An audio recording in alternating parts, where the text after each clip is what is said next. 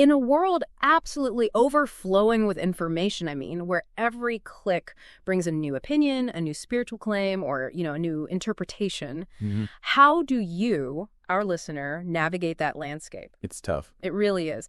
How do you discern true spiritual authority, and maybe even more critically, how do we maintain proper order within our communities, our assemblies? It's a colossal question, and one that, frankly, can feel incredibly overwhelming given the sheer volume of voices out there. It truly can be a challenge. Yeah. The sheer volume of diverse interpretations circulating today can easily obscure the foundational patterns that Yahweh himself laid out for leadership and congregational order from the very beginning. Right. Many modern practices have, over time, kind of drifted far from these original blueprints. Exactly. And that's our mission today, for you, the learner, eager to cut through that noise. This deep dive is all about understanding the divinely ordained blueprint for leadership, teaching, and structure within the assembly of Yahshua. We're going to unpack a set of sources that present a very specific ancient Hebrew perspective on spiritual authority. And as always, our role is to faithfully distill the insights and arguments from these sources for you, our listener. Right, without endorsing or refuting their particular viewpoints. Precisely. Our goal is simply to lay out the knowledge they contain for your careful consideration and understanding. And in this deep dive, we'll be zeroing in on the scriptural basis for teaching authority, the proper practice of baptism or immersion, maybe, as it's correctly understood here, and even the often misunderstood role of women in ministry. That's a big one. It is. The sources we've meticulously compiled emphasize a divinely established pattern of headship, specific, quite exacting qualifications for leadership, and very clear guidelines for practice within the body of Yahshua. So we'll be pulling out the most important nuggets of knowledge to help you feel truly well-informed on this profoundly crucial subject. That's the plan. Okay, let's unpack this foundational understanding then, starting with part 1. The divine source of authority beyond self-proclamation. This really gets to the heart of the matter, doesn't it? It absolutely does. The central question here, the one that should prompt deep reflection in all of us, is what truly gives a man the authority to be sent out to teach the good news, to stand as a teacher of Yahweh in Yahshua? Where does this authority actually originate? Yeah, and maybe even more importantly, how is it legitimately passed on from one generation to the next? Well, this question really challenges what many might call ingrained Christian intuitions that have, perhaps regrettably, slid into the body of Yahshua over centuries. How so? Well, there's a common yet problematic misconception, according to these sources, that anyone can simply jump up somewhere and start spouting off words on behalf of Yahshua, claiming divine authority without any proper scriptural basis. Right, just declare themselves a teacher. Exactly. Our sources are incredibly clear. This is not the divinely established pattern. The authority to teach and lead is not something one merely declares for themselves. That makes a lot of sense when you think about it. If just anyone can claim to speak for the Most High, then what kind of order do you have? How do you distinguish between divine truth and, just personal opinion? It leads to chaos. That's the implication. Pure chaos. So, to really grasp this, we need to first understand 1.2, the good news in its totality. Many of us have been taught, maybe even preach, that the good news is just that Yahshua died, was buried, and rose again, or perhaps that his blood atoned for mankind. Which are incredibly important, absolutely central facets of our faith, no question. Absolutely. But the sources tell us this is only a very small part of the complete picture. Indeed. To understand the good news fully, according to these texts, we have to recognize its deep roots. It's not presented as a singular event, but rather a sweeping narrative directly connected to all of Yahweh's prophecies of redemption, stretching way back through the ages. This expansive view includes the integral teaching of the Torah, Yahweh's instructions for righteous living, the proper laying on of hands for the impartation of authority and spirit, and, of course, baptizing those who believe. So it's much broader. It's a much broader, richer, and more comprehensive tapestry of divine revelation than often presented today. It encompasses a full restoration of Yahweh's covenant with his people, not just a single moment of salvation. And it stretches back even further than many might realize. The good news, as we understand it from Galatians 3, was actually announced to Abraham himself. That's right. And this wasn't merely a personal blessing for Abraham. This announcement encompassed not only the physical seed of Abraham, but also the promised spiritual seed, which is Yahshua, and by extension, those who are found in him and participate in the first resurrection. A huge scope. Huge. So if you're claiming to be a teacher of this good news, understanding this totality, this complete ancient and future-reaching picture isn't just helpful, it's presented as an absolute prerequisite. You can't really claim qualification without it, is the argument. You can't just know a piece of it and be qualified to teach the whole thing responsibly. That makes sense. Precisely. That comprehensive understanding of the good news then logically brings us to the very bedrock of this discussion. 1.3, the origin of scriptural teaching authority. Where does it actually come from? The sources emphasize repeatedly that divine command is the absolute foundation. We see this powerfully illustrated in the life of Yohanan, or John the Immerser. Okay. Yahweh directly commanded Yohanan to perform immersions. He wasn't acting on his own initiative, you see. He was sent. He was sent. And even Yahshua himself, our very redemption and example, went to Yohanan to be immersed, as meticulously recorded in Luke chapter 3. And that immersion for Yahshua wasn't for forgiveness of sin, right? Because he was sinless. Correct. It was to fulfill all righteousness, functioning as a high priest, preparing for his ultimate sacrifice, setting the perfect example of obedience to the divine pattern. So here's where it gets particularly compelling and maybe challenging to some modern practices. Yes. The sources explicitly state there is no scriptural foundation for self-immersion or anybody just baptizing you. That's a direct challenge to some common ideas. It is. This authority, both for immersion and for authoritative teaching, must be given. It's not something you simply decide you possess or take upon yourself. It's presented as a transmitted authority. And we see this principle further reinforced and formalized with the Apostolic Commission. The apostles were not self-appointed. They were directly commissioned by Yahshua and given explicit authority to teach the good news and baptize in all nations. Luke 24 and Acts 2 clearly show this profound transmission of divine authority. So the pattern is remarkably consistent throughout Scripture. It seems to be. True authority comes from Yahweh, is commanded, and then systematically passed on through appointed individuals. It is absolutely not presented as a free-for-all where anyone can assume these roles without proper authorization. That's a profound emphasis on responsibility, isn't it? Far from a casual role. So, having established the profound origin and seriousness of true spiritual authority, we now turn our attention to the individuals entrusted with this immense responsibility, the teachers themselves. Okay. This leads us to part 2, the gravity and qualifications of a teacher. This really highlights the seriousness of the role, a seriousness that I think is often underestimated today. Absolutely. 2.1, the severity of the teaching role cannot be overstated, and the sources take it with immense gravity. The Apostle Yaakov, or James, gives a really stern warning in James chapter 3. What does he say? Not many of you should become teachers, knowing that we shall receive a greater judgment. Wow. Greater judgment. Yes. This isn't merely a suggestion or, a word of caution. It's presented as a foundational, sobering truth about the profound responsibility and inherent danger of assuming this role. And teachers, in this context, the Greek word didaskalos, it goes far beyond merely sharing thoughts or opinions, doesn't it? Oh, much further. It signifies a deliberate instructor. This implies a serious, considered, and formal instruction of the sheep of Elohim. Okay. Not merely casual conversation about faith, but guiding souls on their spiritual journey. Guiding souls, yeah. Precisely. And Yaakov uses powerful, almost stark analogies to illustrate the immense danger and influence of this role.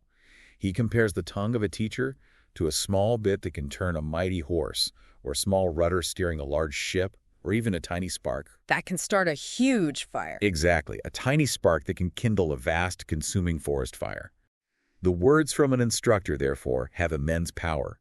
They can, as the sources emphasize, burn down the path that's clearly been laid out by Yahweh, leading people astray. That's terrifying. It is. The danger of misleading others, of teaching doctrine contrary to Yahweh's clearly illuminated path, is presented as severe and can, according to Scripture, lead to Gehenna, a place of utter destruction. So this really underscores the immense eternal responsibility of teaching. Without a doubt.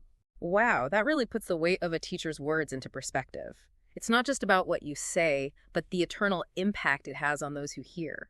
So with such a heavy responsibility, what exactly does teacher mean from an ancient Hebrew perspective?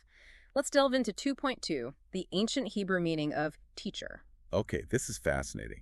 If we meticulously trace the Greek word didaskalos, Strong's 1320, back to its root, the 221 meaning to learn, and then further through resources like the Apostolic Bible Polyglot to its Hebrew equivalent, Lamed, 309.25. Lamed. Yes, Lamed, found prominently in the Septuagint, for example. In Deuteronomy chapter 4, we uncover a much deeper, more active meaning than often conveyed by the English word teacher. So Lamed isn't just about imparting information, is it? It's more dynamic. Exactly. Much more dynamic and intentional. Lamed properly means to goad, like you'd guide an animal, to turn and point someone's mind in a certain direction, or to teach. To goad. Yeah, the imagery is quite vivid, almost agricultural. Yeah. Imagine using a rod, a goad, to gently yet firmly direct an ox along a furrow. Okay, I see. A teacher, in this ancient Hebrew understanding, is someone who has first deeply learned the divine patterns and is then actively sharing that learning, purposefully goading or guiding others toward wisdom and knowledge that comes directly from Yahweh. So if you are intentionally goading someone's mind with the divine word, you are indeed teaching in that profound biblical sense. That's the idea. It's a deliberate, directional act. And the sources heavily emphasize that a teacher must be learned not just in Yahshua's death and resurrection, though vital, but comprehensively in the Torah, the prophets, and all scriptures. Right. You need the whole picture. This really reinforces the idea of holistic, complete understanding, not just a partial grasp of theology. Absolutely. A teacher cannot teach what they themselves have not thoroughly learned and embodied. This profound understanding of the teaching role naturally brings us to 2.3, Paul's mandate to Timothy, entrusting authority. In 1 Timothy 1, Paul, or Shaul, begins by laying down his own authoritative position as an emissary and apostle of Yahshua Messiah. He then explicitly entrusts Timothy, whom he lovingly calls his genuine son in the faith, with a very specific charge. That word charge is incredibly important here, isn't it? It's not just like a casual piece of advice. No, far from it. The Greek word used is parangelia, 3852, which carries the weight of a mandate, a formal directive, almost like from governing authorities. A mandate? Yes. And Timothy's mandate is specifically to command some not to teach differently. Not to teach differently. No, the Greek word for teach differently, heterodidaskaleo, 2085, literally means to instruct in a way other than already instructed, to deviate from the established transmitted doctrine. So that really highlights the absolute importance of consistency and faithfulness to the original divine instruction. Immensely so. So this clearly describes a deliberate process of transmission. Authority is passed on, often through the laying on of hands, from Paul to Timothy, and then from Timothy to others. That's the model presented. The sources present this as the foundational, divinely ordained way. Proper headship is passed down and established in assemblies. And ignoring this process, it seems there are very severe, very real consequences mentioned. Indeed. The sources state unequivocally that some, having thrust aside this divine mandate and the proper process of entrusting it, have tragically suffered shipwreck concerning the belief. Shipwreck concerning the belief, that's serious. It's not depicted as a minor deviation or just a theological disagreement. It's shown as an act that fundamentally undermines the very foundation of faith and the divinely established order within the body of Yahshua. It's a warning of profound spiritual danger. This precise order naturally extends to very specific characteristics expected of leaders within the assembly. Let's talk about 2.4, qualifications for overseers, which are meticulously laid out in 1 Timothy 3. Yes, verses 1 through 7. Paul prefaces this section by declaring, "Trustworthy is this statement." Now, the sources clarify that this isn't referring to the Torah directly in this instance, but specifically to Paul's inspired instruction to Timothy on how to establish and maintain proper headship. That's an important distinction. The Greek word logos, the 3056 here meaning statement or saying, points to something very specific and authoritative in this context. And what's truly fascinating and kind of foundational to understanding these qualifications is tracing logos back to its deep Hebrew connection, dabar, 1697. Dabar, yes. Dabar means an arrangement of words, or profoundly a thing arranged, an established order. The ancient Hebrew lexicon reveals its very root meaning is order. It's vividly described as a tent floor plan for Yahweh's house with the Hebrew letters Dalet Bet Resh. Door, house, head. Exactly. Door, house, head, signifying the divinely established order set forth by the head, Yahshua.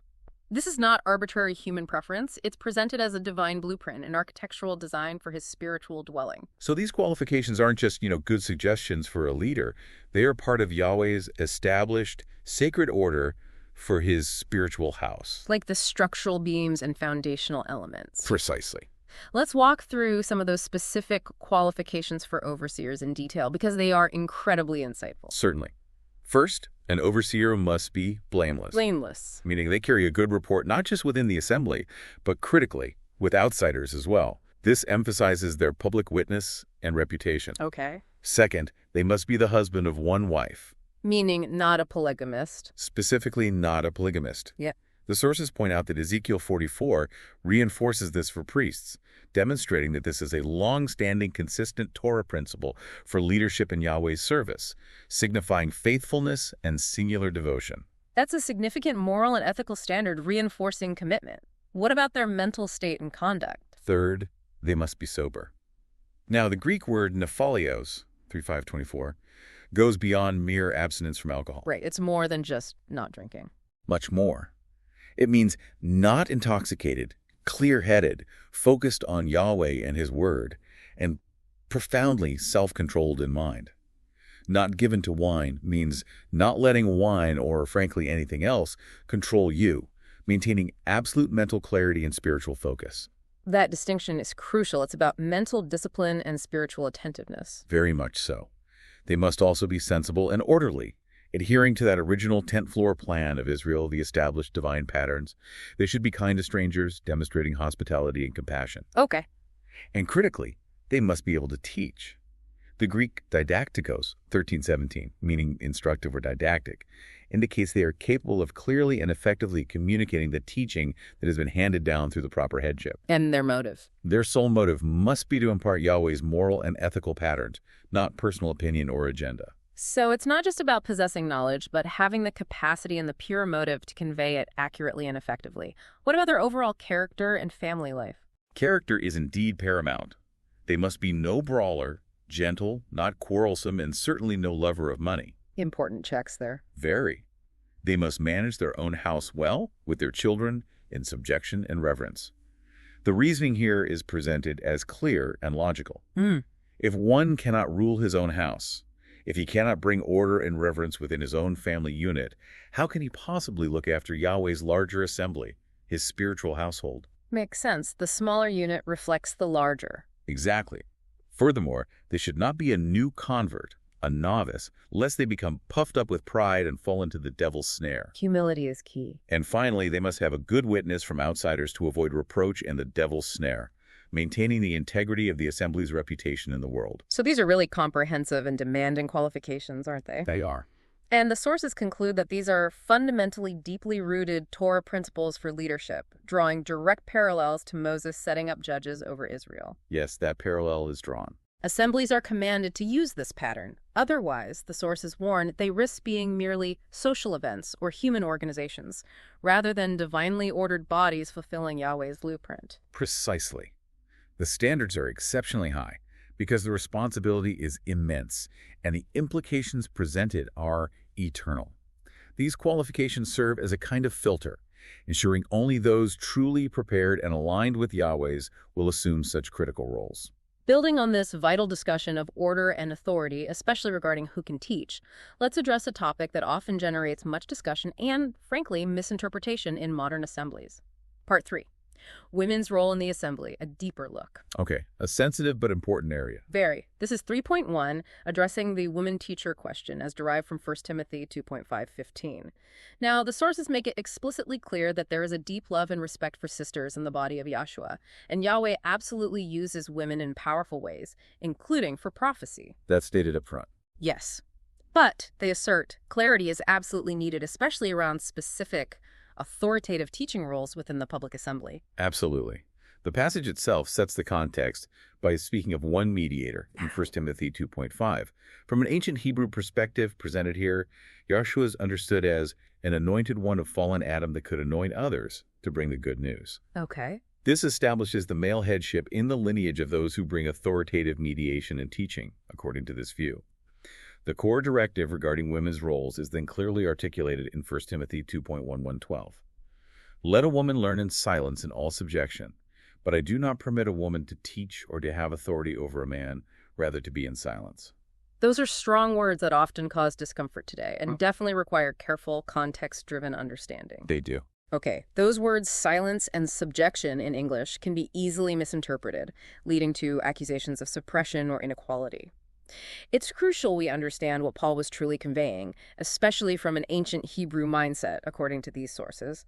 Let's do some 3.2 word studies. Silence and subjection to gain that clarity. Good idea. The Greek word for silence here is hesychia, 2271. Now, this does not mean don't talk at all, as some misinterpret it. That's a common misunderstanding. It is. Its true meaning is more like stillness, distance from bustle or language, and quite literally, to keep one's seat. To keep one's seat, okay. It indicates that a woman should remain seated rather than standing behind the bema pulpit to deliver authoritative teaching to men in the assembly. This is presented as a critical distinction from prophecy. I think so. If a woman has a word from Yahweh, a genuine prophetic utterance, she should absolutely speak it. But the implication is, from her seat, maintaining the established order, not taking an authoritative teaching position over men in the assembly. So it's about the manner and position of speaking, not a total silencing. Exactly. That's the distinction drawn. It's about the manner and position of teaching, not the act of speaking entirely. So how does that then illuminate subjection? Subjection comes from the Greek hypotago, 5292, which is derived from 5293, meaning to subordinate, or reflectively to obey. With these precise definitions in mind, the phrase from 1 Timothy 2.11 should more accurately read, according to this perspective. Let a woman stay seated as she learns in all obedience. Okay, stay seated as she learns in all obedience. This interpretation aligns perfectly with the preceding verses, 1 Timothy 2.9 to 10, where women are encouraged to adorn themselves with good works, which in this context inherently implies obedience to Yahweh's divine order, rather than just outward show or elaborate dress. Right. The sources specifically warn against unlearned men who put a yoke on women by misinterpreting these passages to silence or devalue them, rather than understanding the specific positional and authoritative context being addressed. So it's not about silencing women or devaluing their contributions within the body. It's about specific, divinely established roles within a larger, ordered structure. That's the argument presented. This particular order, the sources assert, stems from the very beginning, as seen in 3.3, the headship pattern from creation and prophecy. Exactly. The reason given for the directive in 1 Timothy 2.13-14 points directly back to the Genesis account of creation. Because Adam was formed first, then Hawa, and Adam was not deceived, but the woman, having been deceived, fell into transgression. Okay, directly referencing Genesis 3. Yes. This passage clearly connects to the foundational narrative in Genesis 3. There, in Genesis 3.16-17, Yahweh tells the woman, "Your desire is for your husband, and he does rule over you." And pointedly, to the man, he says, "Because you have listened to the voice of your wife." These verses, the sources argue, establish a foundational headship pattern that predates the law of Moses and is integral to Yahweh's design for humanity and spiritual order. And this isn't just a New Testament concept. The prophets also speak to this pattern of order you mentioned. Indeed. Isaiah 3.11-12 vividly describes Yahweh's judgment against Israel, where among other signs of societal decay, youths exert pressure on them and women rule over them. This situation was presented as a clear sign of disorder and divine displeasure, indicating a deviation from Yahweh's intended headship. So the picture is one of disorder when that pattern is reversed. That's how it's framed. The consistent conclusion drawn from the sources is clear and direct. Yahweh has never appointed a woman to teach, set up before an assembly of people behind the pulpit, and instruct other men in an assembly. That's very specific. It is. While women have profoundly vital roles within the body of Yahshua, including prophecy, service, and teaching other women and children, this specific authoritative teaching role over men in the public assembly is not presented as scriptural within these texts. That's a very direct statement, and it really challenges some modern practices and interpretations. Let's look at 3.4, challenging modern interpretations that sometimes arise from common misunderstandings of Scripture.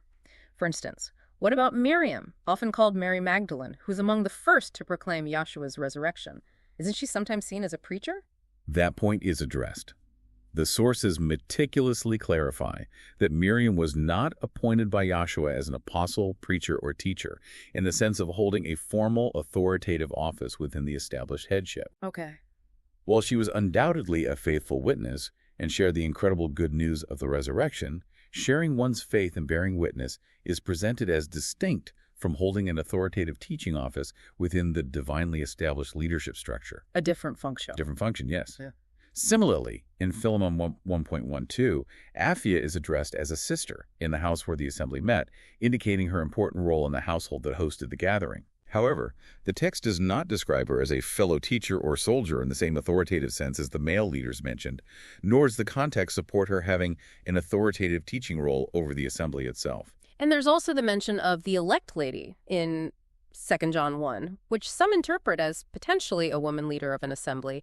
How do the sources address this? The elect lady is interpreted through the Greek word kyria. This is seen as a respectful and honorable title for a chosen woman, akin to saying ma'am or noble lady in English. It's the feminine form of a word often used to respectfully address a man as sir or lord. So a term of respect, not necessarily office. Exactly. The sources strongly emphasize that there is no ordination or apostleship handed down to her in this passage, nor is she depicted as an elder or a formal teacher over an assembly. She was likely greatly respected, perhaps linked to the truth within her home, maybe a respected matriarch. But this does not equate to holding the specific authoritative teaching office being discussed within the established headship pattern. So it's a matter of discerning role and function based on the specific language and context, rather than reading modern ideas back into the text. That's the approach advocated. So the consistent message from the sources is about a clearly defined, divinely established pattern of headship and roles designed for order and spiritual health. It's not about diminishing the value or contributions of any member of the body, male or female, but about upholding the specific functions Yahweh has ordained. Correct. That leads us neatly to part 4, the divine blueprint, order and pattern in leadership. Precisely. We return to 4.1, trustworthy is this statement, a blueprint for order, from 1 Timothy 3.1. As we discussed, the Greek logos, 3056, deeply connects to the Hebrew dabar, 1697. Meaning an arrangement of words or a thing as something that is arranged. The very root meaning of dabar is order, and it speaks to a divine decree, a carefully laid out structure. That image of the 10th floor plan is incredibly powerful, isn't it? The dalet bet resh, literally representing the door to the house established by the head. It paints a vivid picture of Yahweh's design for his spiritual dwelling. It's a profound and practical metaphor. Think of it this way. Just as a skilled architect provides a detailed floor plan for a building, specifying every beam, every wall, every door, Yahweh, according to this view, has given us a divine blueprint, a dabar, for the structure of his spiritual house, the assembly. Okay. Every qualification for leadership, every role discussed, is specified to ensure stability, proper function, and the presence of his glory. This isn't presented as a new concept either. Right, you mentioned the historical pattern. Yes, a clear historical pattern where elders were set over the tribes coming out of Egypt, establishing governmental order. Yeah. First-century assemblies meticulously followed this very pattern, according to the texts. The sources stress that this door to the original tent floor plan must be used for establishing assemblies.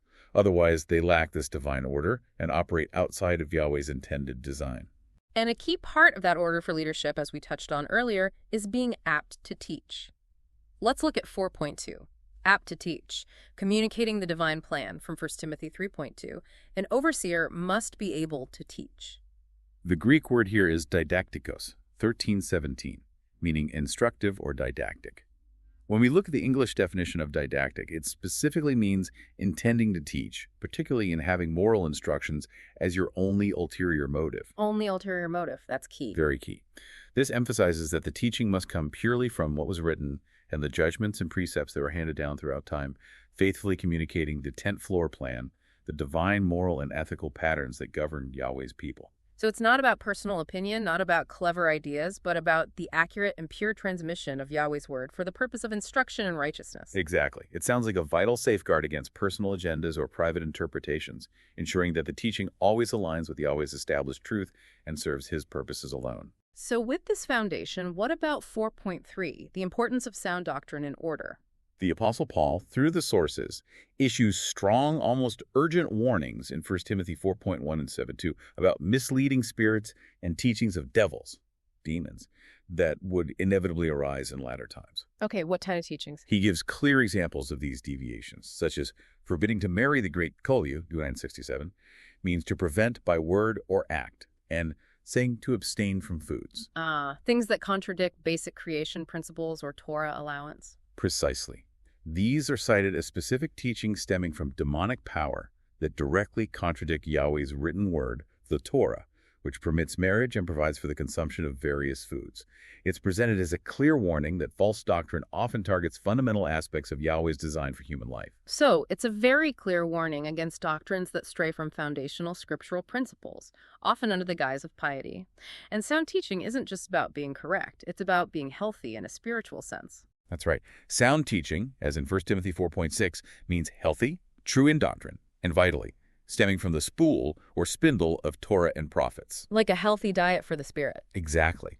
Promoting robust faith and spiritual growth rather than the spiritual malnutrition or illness caused by misleading spirits. It's consistent, unadulterated truth. And the gift, mentioned in 1 Timothy 4.4, which should not be neglected, Yes. is specifically given by prophecy with the laying on of the hands of the eldership. Again, powerfully reinforcing the process of proper headship and the divine transmission of spiritual authority. So it all connects back. It all connects. The tangible fruits of this proper headship are presented as clear, genuine baptisms, the conversion of entire households, and the reception of true, unadulterated revelation. This order also implies a responsibility to protect those in leadership, enabling them to fulfill their roles effectively without undue hindrance. Let's discuss 4.4, protecting the headship, respect, and accountability. Yes, in 1 Timothy 5.1 says, it's explicitly stated, the elders who rule well be counted worthy of double respect, honor, especially those who labor in the word and teaching. Double respect. What does rule mean here? The Greek word for rule is prostami, 4291, meaning to stand before in rank, to preside, or to practice. This confirms a clear hierarchy and a customary practice in leadership within the assemblies, as we also see referenced in Romans 12 and 1 Thessalonians 5, establishing order and function. Double respect sounds like a very high bar of honor indeed. What does that mean exactly in practical terms? The Greek word for respectanor is time, 5092. It means value, money paid, as in recompense or support, esteem or dignity. Double honor, therefore, implies something heavier or weightier in value and esteem. Heavier, weightier. Yes, and the Hebrew equivalent, kabod, 3-519, carries the meaning of weight, glory, or splendor. What's truly fascinating is that time, 5092, is the same word used back in Exodus 28 to describe the glory and dignity that was to be given to Aaron and his sons, the priests. Ah, the connection to the priesthood. Exactly. This directly connects the esteemed position of the Melchizedek order of leadership in the New Covenant to the dignity and honor traditionally given to the Levitical priesthood, showing a consistent divine pattern of profound respect for those divinely appointed to lead. So it's about valuing their spiritual service and ensuring their needs are met, both in spiritual esteem and practical support. That's the implication. That's a powerful connection across the Testaments, highlighting the continuity of Yahweh's principles. How does this protection of elders manifest in practical, tangible terms within the assembly? Is there a process for complaints? Yes, there's a very clear, divinely established protocol for handling accusations against elders to ensure fairness and prevent frivolous charges. 1 Timothy 5.19 states, do not receive an accusation against an elder except from 2 or 3 witnesses. The 2 or 3 witness rule. Correct. This protects leaders from malicious or unsubstantiated attacks. However, it also establishes a robust system of accountability. Reprove those who are sinning in the presence of all. So accountability is also public. When an elder is found to be in sin, after due process and sufficient witnesses, the reproof is to be public, underscoring the seriousness of leadership and setting an example for the entire assembly. And importantly, 1 Timothy 5.21 commands absolute impartiality. Watch over these matters without prejudice. Do none at all with partiality. No playing favorites? None. Judgment must be based solely on Yahweh's word and established facts, not personal bias, favoritism, or external pressures. So this isn't just about abstract principles, it's about practical, observable order, ensuring both protection and accountability. This consistent message of order comes through repeatedly from Paul. Let's look quickly at 4.5, Paul's consistent emphasis on order. Paul consistently stresses the vital importance of this divine order. In 1 Corinthians 11, he directly tells the believers, be imitators of me, as I also am of Messiah. Now I praise you, brothers, that you remember me in every way and hold fast the traditions as I handed them down to you. Hold fast the traditions as handed down. Yes, powerfully highlighting the importance of adhering to the transmitted practices and teachings that have come through established headship, demonstrating faithfulness to the pattern. And in 1 Corinthians 14, he directly addresses the conduct within the assembly itself, laying out very specific guidelines. Yes. 1 Corinthians 14.3 of 40 provides explicit, detailed instruction for orderly conduct in the assembly, especially regarding prophetic utterances and speaking in tongues. His overarching command, a foundational principle for all assembly gatherings, is, let all be done decently and in order. Decently and in order. The sources clarify that this applies to every aspect of the meeting, including practices like women remaining seated and speaking in turn when they have a prophetic word, ensuring that even spiritual gifts are delivered within a framework of divine order and reverence, not chaos or confusion. This constant return to order is presented as a hallmark of Yahweh's divine blueprint for his house. So, this entire structure, from qualifications to respect, from teaching authority to assembly conduct, is all about maintaining Yahweh's divine order and ensuring the spiritual health of his people. What happens then if this order isn't followed? What are the consequences of deviation? Let's turn to part 5, warnings against deviation and the path forward. This is a critical point, and the warnings presented are stark. 5.1. The consequences of deviation historical patterns are clearly laid out in Scripture. The tragic story of Eli and his sons in 1 Samuel 3 serves as a powerful, timeless warning. Eli the high priest. Yes. Yahweh judges Eli's house forever for the sin which he knows, because his sons cursed Elohim and he did not rebuke them. Eli, as the high priest and spiritual head, failed to enforce Yahweh's standards, allowing corruption to fester within his own family and thus within the priesthood. And Eli's response, "It is Yahweh, let him do what is good in his eyes," is such a poignant confession of his failure to lead and correct, almost a passive acceptance. Exactly. The moral of that story is presented as profoundly clear for all leaders. If those in headship are not diligently condemning sin and enforcing Yahweh's righteous standards, they are like Eli, building on a foundation of sand. Wow. If they fail to bring forth the intended spiritual fruit, Yahweh will inevitably judge them and their house. And this judgment, the sources emphasize, starts in his set-apart place, his very own house, his assembly not outside the city, as vividly prophesied in Ezekiel 9. Judgment begins at the house of Elohim. That's the principle highlighted. It implies a purity test starting from within amongst those who claim to serve him. The passage in Ezekiel 9 is particularly fascinating with its vivid, almost apocalyptic imagery of judgment starting in the sanctuary, the man with the inkhorn. It is indeed a powerful prophecy. We see the man clothed with linen, accompanied by a writer's inkhorn. The Hebrew word for writer is Safar 5608, meaning to score with a mark, inscribe, or record. Like a scrap. Yes, and this word is notably related to engraver or stonecutter, linking perhaps to Yahshua as the one who cuts and engraves his word on hearts. The inkhorn, Queseth 7083, is described as a cup or inkstand, symbolizing a legal documentary session for Yahweh, a record being made. And mark. The mark itself, Tav 8420, means a mark or signature. This mark is profoundly understood here to be Yahweh's own signature, his covenant name, placed on the foreheads of those who sigh and cry over all the abominations, those who lament the spiritual decay and actively adhere to his instructions. So they are marked for protection. Exactly. These are the ones protected and found in covenant because they have remained faithful, unlike those steeped in iniquity and paganistic ideas that have infiltrated his house. This passage powerfully foreshadows the mark and sealing seen in the book of Revelation, signifying divine protection for those aligned with his true order. So deviation from the divine pattern has severe, historically proven consequences, both for leaders and the entire community, potentially even leading to divine judgment. This brings us to how this pattern is meant to be perpetuated. 5.2, the mentor-son relationship and the anointing. Right. In 2 Timothy 1, Paul, the elder, reminds Timothy, his spiritual son, to stir up the gift of Elohim which is in you through the laying on of my hands. To stir up the gift. This signifies a spiritual gift of revelation and authority that is not self-generated, but rather passed down, transmitted through this sacred process. It's presented not just as a physical act, but a transfer of anointing and spiritual empowerment for the task of leadership. And Paul contrasts a spirit of cowardice with a spirit of power and of love and of self-control. The self-control isn't a meek, passive surrender, is it? Not at all. The Greek word sophronismos, 4995, is far richer. It means discipline, to make of sound mind, or admonishing or calling to soundness of mind. It speaks to rigorous self-discipline, mental clarity, and profound soundness in doctrine, the ability to maintain a healthy spiritual discernment. Soundness of mind, sound doctrine. Yes. Then, in 2 Timothy 2, Timothy, again referred to as my son, is commissioned to entrust these to trustworthy men who shall be competent to teach others as well. Passing it on. Exactly. This beautifully illustrates the moray, mentor and talmidim student relationship, a multi-generational spiritual apprenticeship, seen as crucial for faithfully passing on the mantle of headship and sound doctrine. So these competent men aren't just anyone who expresses interest, they're specifically qualified. Absolutely not. The Greek word heikanos, 24-25, means as if coming into season, like ripe fruit ready to be picked, planted, and produce more fruit.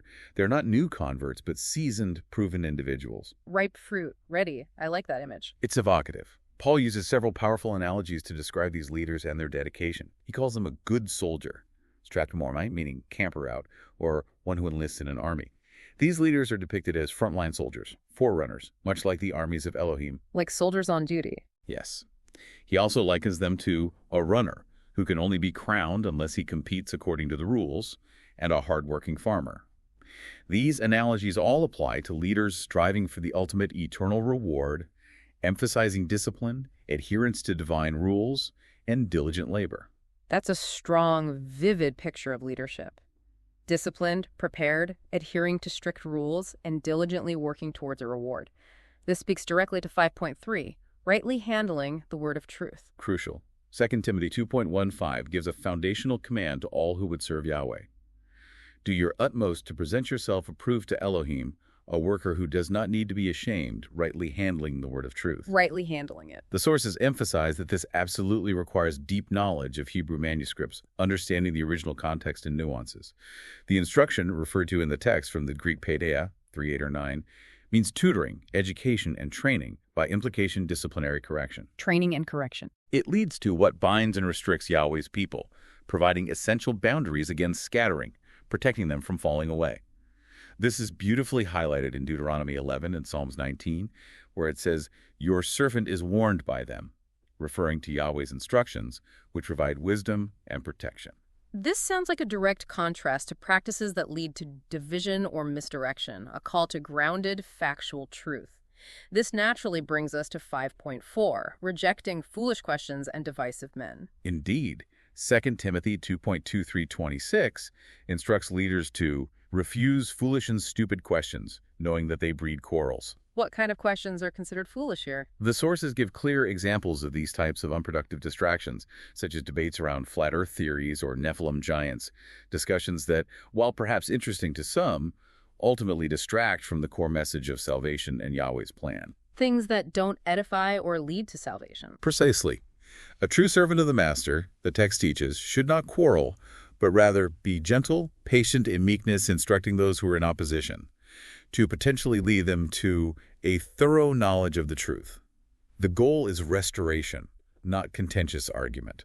So this isn't about avoiding all disagreement or intellectual debate, but specifically about avoiding unprofitable discussions that create division rather than unity around Yahweh's truth. That's the key distinction. Titus 3.8:11 reiterates this crucial point, commanding us to keep away from foolish questions and genealogies and strife and quarrels about the Torah, for they are unprofitable and useless. Unprofitable and useless. And critically, the text instructs us to reject a divisive man, from the Greek heretikos, 1 where we get heretic. Okay. This refers to one who prefers, 138, and makes a choice, 140, to keep themselves divided by actively choosing disobedience to the word and the headship that Yahweh has appointed, much like Korah rebelled against Moses' divinely appointed authority. Like Korah choosing division. It's not about those who sincerely seek truth, but those who actively choose division and non-submission to Yahweh's established order. This emphasis on order and the rejection of division culminates in a very practical, actionable command for building and maintaining healthy assemblies. This leads us to 5.5, the command to appoint elders in every city. Absolutely. Titus 1.1-9 details Paul's commission to Titus, his genuine child in the faith, to straighten out what was left undone and appoint elders in every city as I commanded you. As I commanded you, not suggested. Exactly. This is presented not as an optional suggestion, but as a direct imperative command to establish accountability and divine order in Yahweh's house, wherever assemblies gathered. The qualifications for these elders meticulously reiterate those found in 1 Timothy. They must be unreprovable, a husband of one wife, and have believing children who are not accused of rebellion or unruly behavior. The same high standards. Consistent standards. Yeah. And the purpose of these elders is not just to maintain order, but to protect the integrity of the teaching. These elders must be clinging to the trustworthy word, meaning the Torah and the prophets, the entirety of Yahweh's revealed word, so that they can effectively encourage by sound teaching and to reprove those who oppose it. Encourage and reprove, both sides of the coin. Both are necessary. This is their core function, to uphold truth and correct error. And what happens if this isn't followed? Titus 1.10:16 issues a strong warning against unruly men, senseless talkers, and deceivers, especially those of the circumcision, meaning those who cling perhaps to traditions over Yahshua's complete covenant. Okay. Their mouths must be stopped because they upset entire households teaching what they should not teach for the sake of filthy gain. For money. These individuals are to be rebuked sharply. The Greek Alexius at 1651 means to confute and admonish, for them to be sound in the belief. Sharp rebuke for soundness. The powerful and concluding warning from the sources is that obedience to Yahweh's written word, enforced by properly appointed and taught leaders, is paramount. Rejecting these divine patterns leads to being abominable and disobedient and unfit for every good work, essentially producing reprobate, worthless works in Yahweh's eyes. Wow, okay.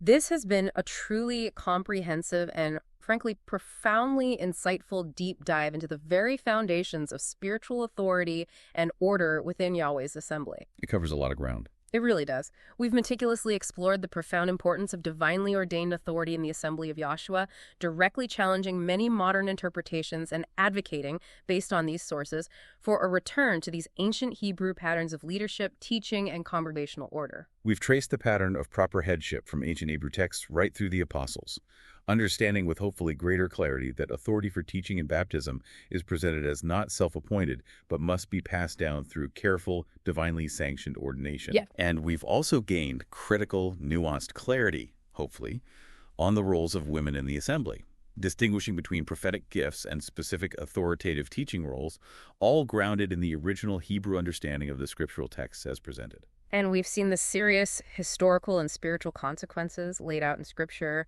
of deviating from this divine blueprint, not just for individuals, but for entire communities. The patterns laid out in Scripture for leadership, for order, and for doctrine are not mere suggestions. They are presented as the precise, unchanging blueprint for Yahweh's spiritual house. That's the core message. So as you, our listener, reflect on all of this, perhaps consider this. What steps will you take to ensure your own understanding and practice aligns with this divine order as you understand it? And how might you contribute to restoring this proper headship, as defined here, in your own life and in the assemblies around you, striving for the spiritual health and order that Yahweh desires?